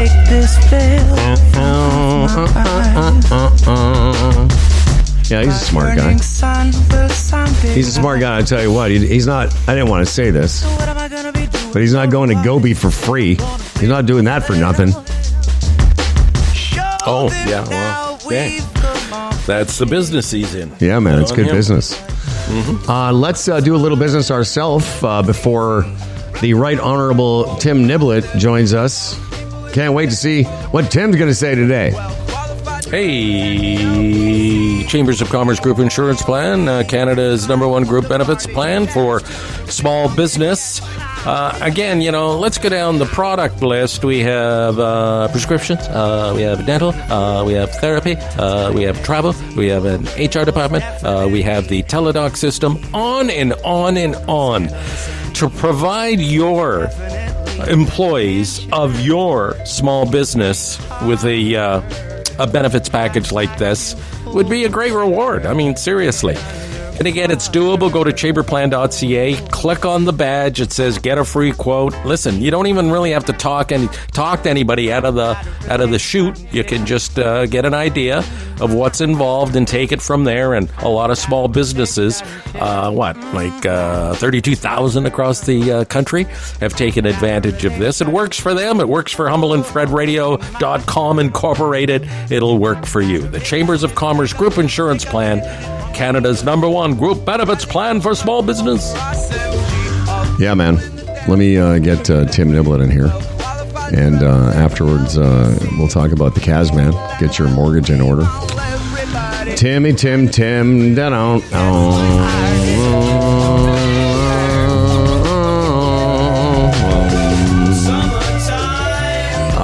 We'll get rid of this music because that does not signal the arrival of the exalted one, the man, Timothy Nibblesworth.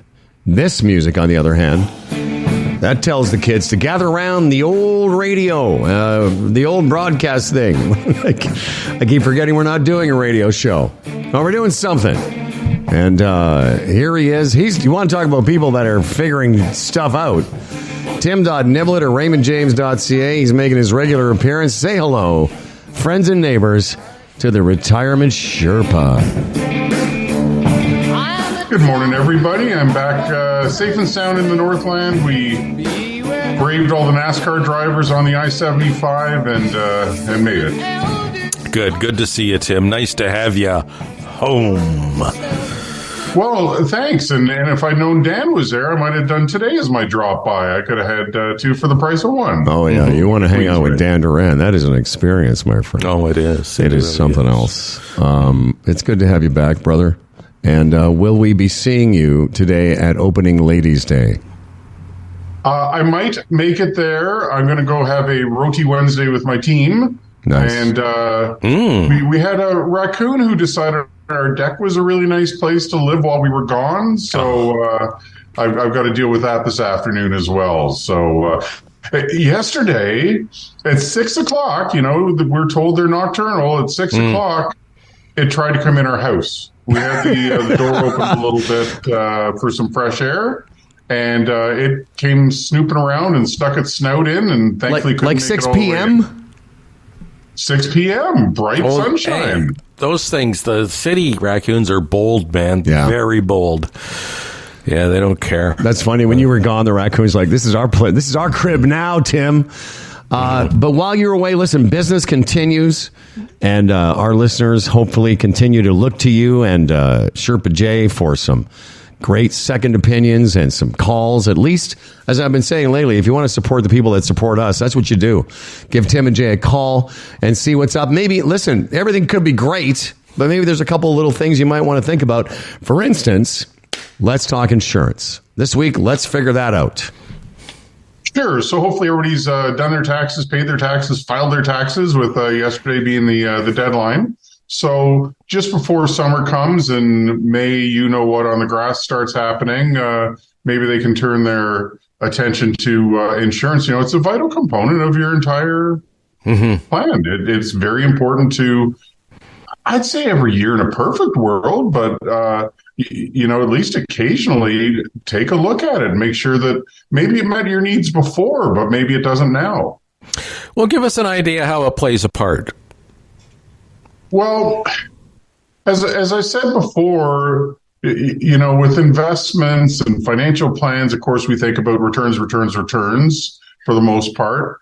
Well, if you're making 1% more on your money, that's a huge difference over time. Mm-hmm. But if you die prematurely without proper coverage and leave the ones behind you without, money for the mortgage or just for living expenses or income replacement, that little extra time you spent on your portfolio gets undone pretty darn quickly. Yes. Because you didn't take care of this. And that's what's great about the way you guys do things at your shop, the Retirement Sherpa team, because there is an integration nature, whatever, with insurance, whether it's term, universal, or whole, because it does affect you when.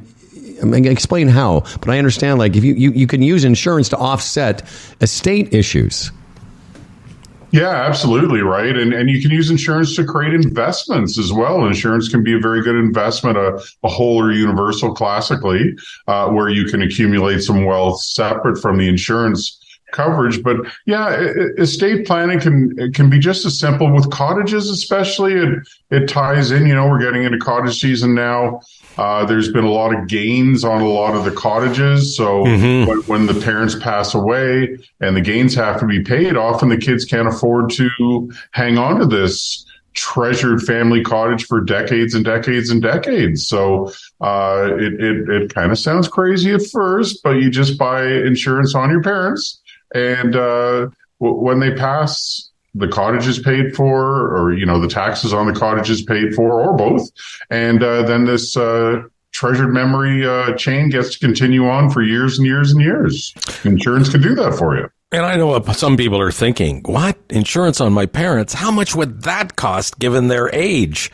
But when you do that sort of cost factor thing, it makes sense based on what the property could be worth against what the premiums you might pay for a few years on your parents.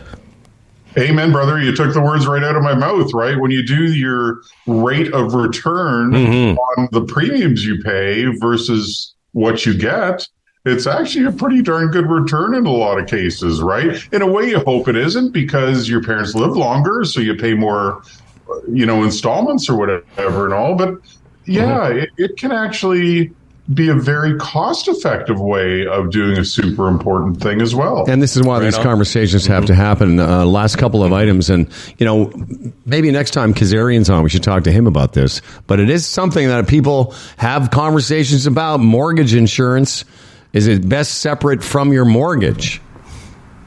Well, I don't think I'm talking out of school. Mike will give me heck if I am, but they refer people to us for insurance for their mortgages, right? We work together on that because they're both very, very important.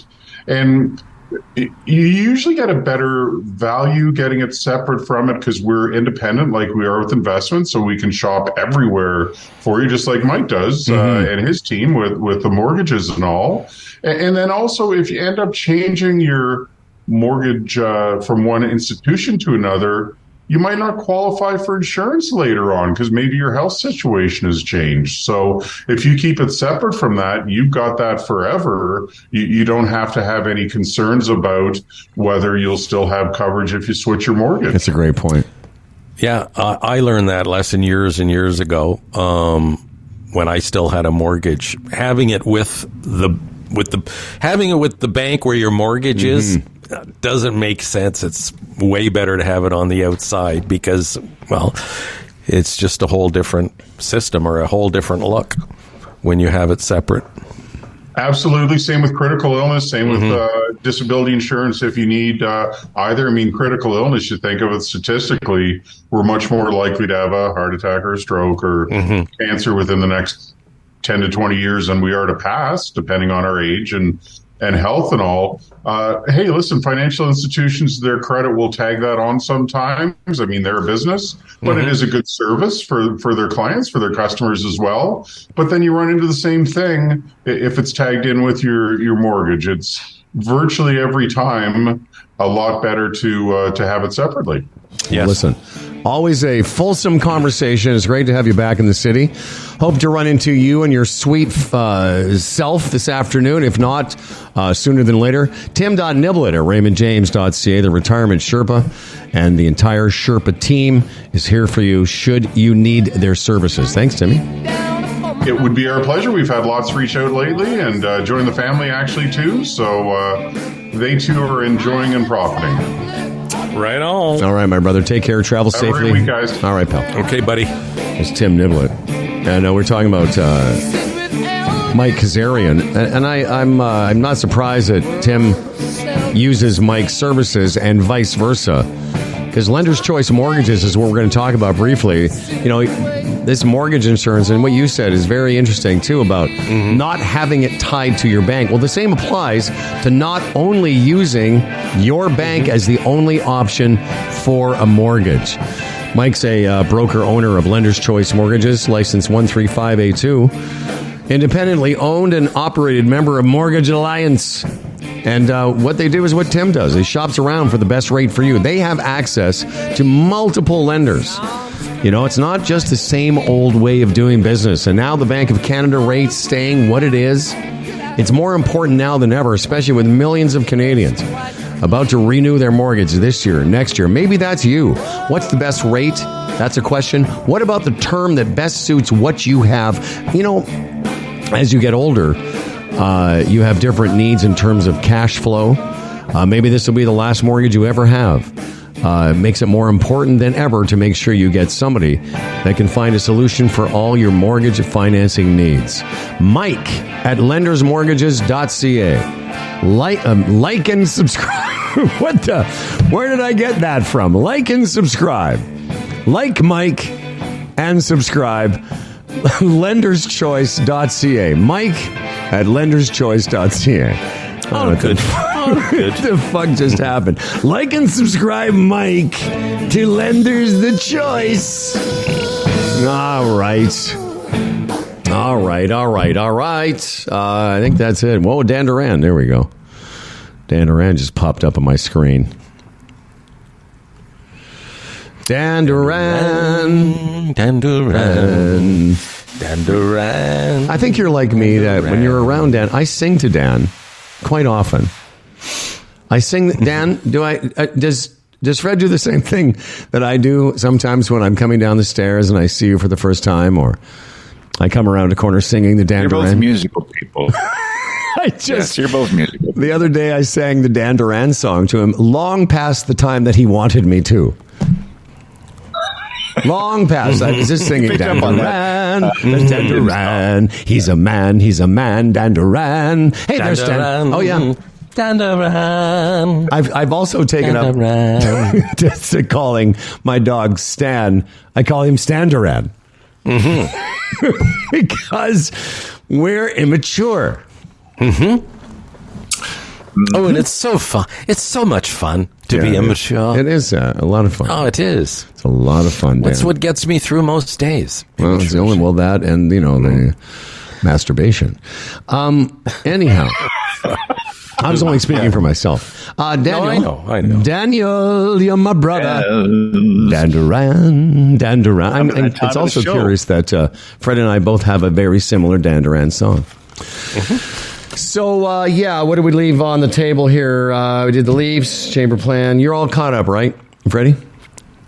Yes. As am I. Although, before we continue with the Dan Duran newscast, this important message. Whenever a basketball tips off, it's time to play.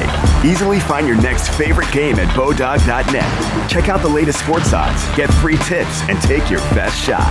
Visit Bodog.net today. Hashtag make a play.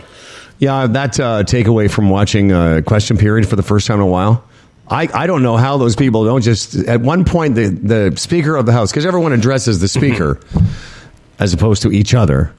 It's so weird because it's like they're talking about each other, but through a third party. No, I know. And if that were me, I'd be in there for like 10 minutes before I'd say, why don't everyone just shut the fuck up? Yeah, how about that? Fuck away. Just shut the fuck up. That's British Parliament every day. Like, I have this channel where you can watch British Parliament. It's crazy. Like, it's fucking wacky. I don't know how they get anything done over there. Well, listen, Tony made an interesting point that ever since Question Period became televised, they're all on there. Like, I know it was always a bit raucous, but now it's just bananas. Every time I've watched it, I'm like, who the fucking... These are grown men and women, and they're all just yelling. Like, Polyev, his entire... whatever clip, I stopped playing it, but his entire clip was the Liberals shouting over him, and then they do the same thing.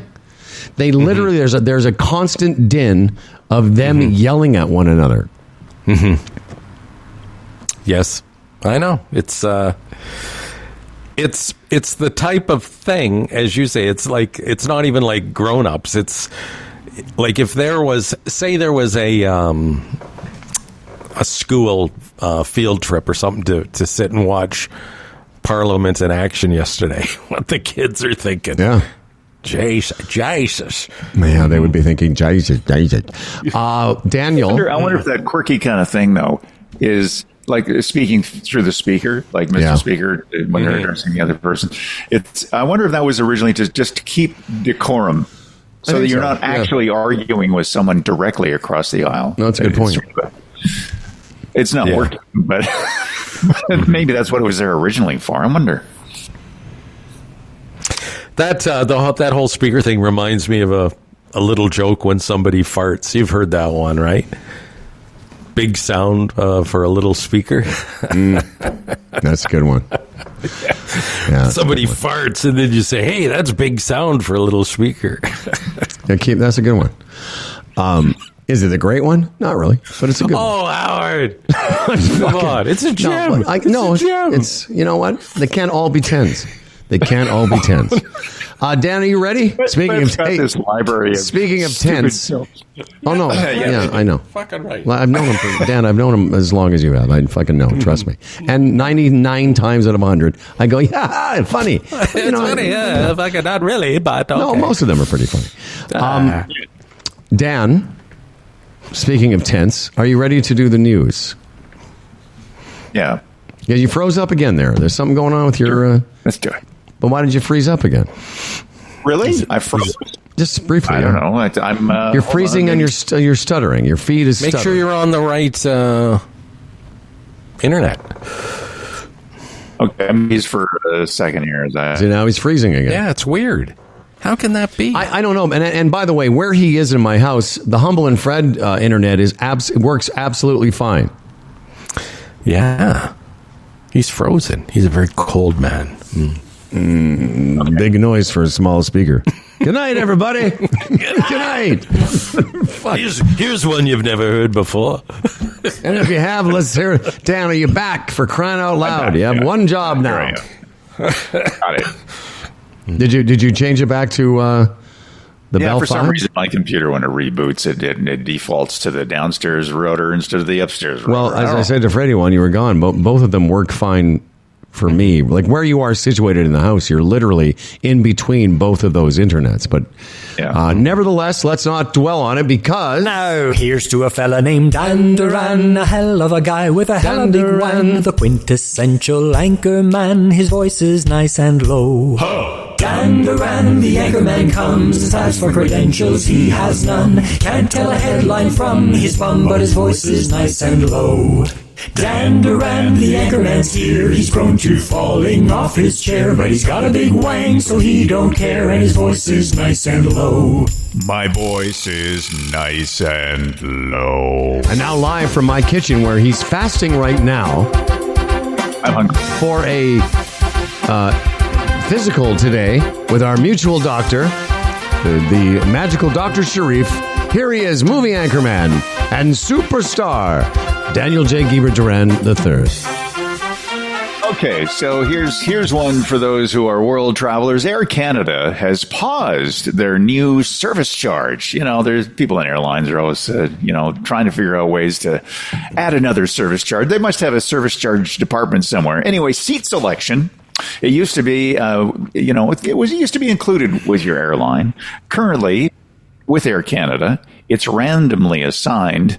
And there's a service charge if you have a need, like an aisle seat or something, and you didn't get that random assignment, then you can pay some money and get that seat.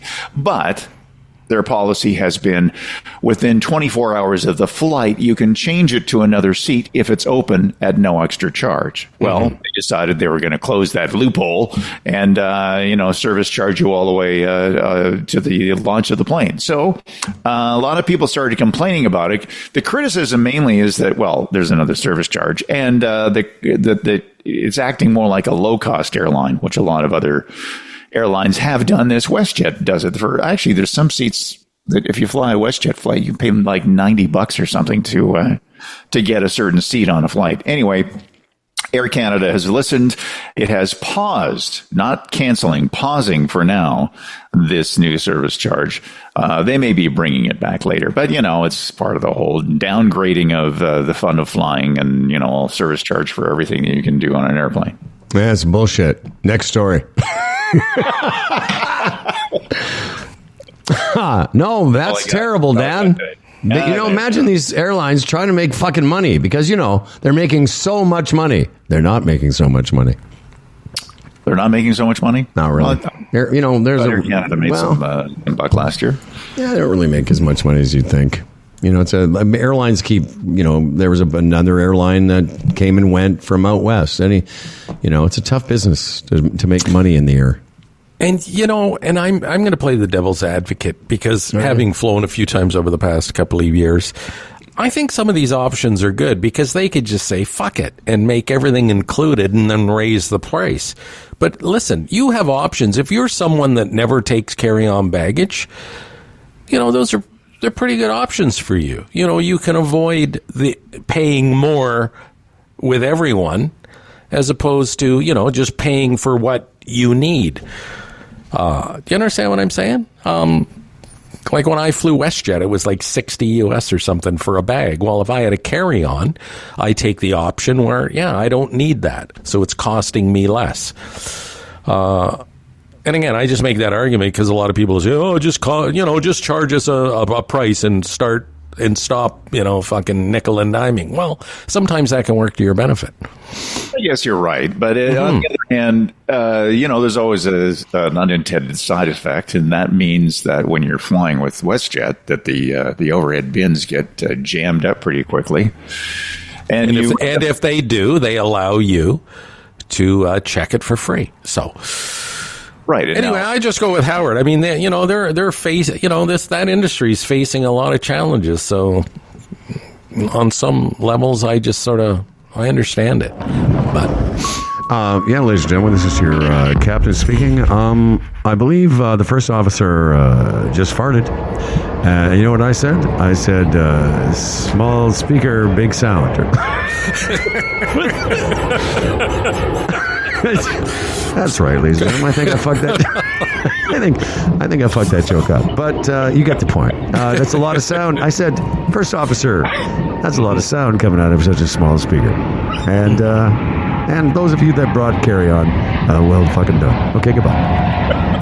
I'm just so envious of people that just have carry on because I could do it, but my wife never could. So there's no use me doing it because I'd still be at the carousel. I might as well take it. Yeah, I mean, when I went to Mexico, I'm not doing carry on because I'm taking everything I own. But I went to Winnipeg for Auntie Ruby's funeral, and it's just so convenient. It's just so convenient to walk on with in my case, I had a small bag. But you know what people do? The problem is. But fucking people, because it's people. Oh, people. The problem is, because of this, now I'm going to take Dan's side a little bit. Because they make it so expensive to bring bags now, Yes. And all the nickel and diming they do. So everyone's got this whole idea, okay, I'm going to hack the system and I'm going to just do nothing but carry on. And then the carry-ons are fucking full, those double bag things that they fall, and then there's no room in the overhead. And that's a problem. It's also but they can only be a certain size. I know, but people are making them so that there's the bottom one on wheels, and then they stack another thing kind of on top of that. So they're taking a carry-on, and they call it like a briefcase or a purse. Yes. But it ends up being a lot. Mm-hmm. No, I get it. Maybe they get rid of seats one day. Yeah, just stand up for the entire the whole flight Stand you're up. standing. It'll be like those cargo planes, right? Just benches down the sides. Yeah, like when Dan went to... or you'll have to stand like on a bus and hold it. When Dan went overseas in World War I, they were just sitting on benches with their funny little helmets. And Dan originally was a paratrooper. Yes, that's how he landed. That's how he landed. Back in the Great War.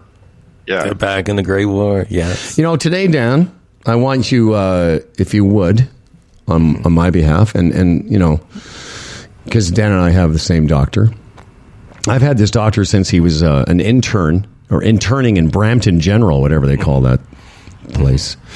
Today I want you to thank him. Say, Sharif, Howard sends his thanks, and everyone who's going to a doctor today. Today is May 1st, celebrating National Physicians Day. Is it? Yep. Really? Wow. The doctor has launched a campaign to honor Canada's physicians and demonstrate appreciation for everything they do. And I, being only a part-time physician, first responder, I don't need you to thank me, but I would like you to... Dan's actually going to see Sharif, and he'll thank him by allowing him to finger Dan on the bum today. Mm-hmm. Which I'm sure is the joy for him. Right, you'll say, Sharif, I want to thank you for being a doctor. Here's my anus. Mm-hmm. National Physicians Day. That's crazy. It falls on the same day as Outdoor Fucking. Outdoor Fucking Day. Yeah, weird. Crazy. Well, there's only 365 days in a year. I guess some things are going to double up. Dan, how's the colonoscopy thing going? Well, I'll talk to him about it. I'll see what he says about the colonoscopy. I'll have a discussion about all things in the rear. Just see how. Well, get that rear checked out, and he's going to say the same thing he said to me for years. Well, he's very soft spoken. He goes, well, the PSA test, blah blah blah, and that's all fine. But you need to be an advocate for yourself. Be your own doctor, because the last thing you want to find out is, well, I didn't get one because my doctor said, and now I've got some problems in my anus. So put my foot down and demand. Say to him today, listen, take a really good look in there. Take a good look. Get in there. Take your time. Take your time. It's National Physicians Day. This one, you say to him, this one's for you, Doc. This one's for you. Or you just say to him, I appreciate your opinion, but I would just feel a little better, more safe, more secure if I, at this age, my advanced age 65, had a colonoscopy so I can walk away clear of mind that I'm clean up there. That's what you say. Could I have a requisition, please? Thank you. Here's the thing about Dan. He just appears to have more equanimity than you and I, because we're always ranting and screaming and yelling. Mm-hmm. But I was moving some stuff around with Dan yesterday, and these file folders spilled out of Dan's satchel. Believe me, he's got a lot of shit going on. There's a lot of stuff occupying the Dan Duran noodle that we can't appreciate. There's a lot. He just seems to be calmer, but inside, it's that whole duck on the water thing. Mm-hmm. Duck on the water? On the surface appearing calm, but underneath the fins or whatever, paddling like crazy. Oh, got it. Okay, yeah. I get it. Yeah. Help me. I'd like to laugh, but I'm just sitting here concerned that our friend Dan might have some cancerous polyps up his asshole right now, and he doesn't know. By the way, that phrase, help me, I'm trying to laugh. That's what I was thinking after you said, hey, big small fucking box, a big fucking sound. Big sound for a 1-inch speaker. All right. I got to fucking go. Dan? Just think, though, Dan might have something lurking in his ass that he doesn't know. Well, they say dogs can sense things, and Stan just walks by his ass and goes, no. No. No, Dan, no. All right, listen, stay safe, everyone. Tomorrow's email day, and a brand new emailer will have the studio named after them and hear their voice, their name called out by the great Daniel J. Durant. Here he is. This episode of Humble and Fred was brought to you by the Retirement Sherpa, the Chambers Plan, 4-on-1, Bodog, and Lender's Choice Mortgages. You okay over there, Stinky? Fred's doing it again. He's making sounds. Oh, he's making noises. I'm laughing. Okay. My favorite line today when Fred was blowing into the mic saying, "Can you guys hear that?" Yeah, that's how fucking mics work. Yeah.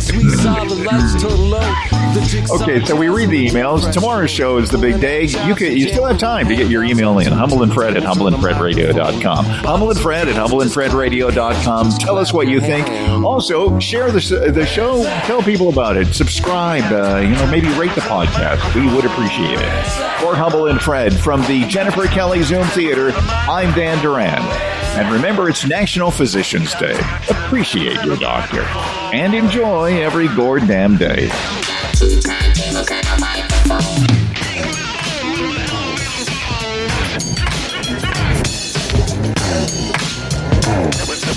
That was a good drum break. Pick yourself up off the side of the road with the elevator bones and your whip flash tones. Members only, hypnotizers move.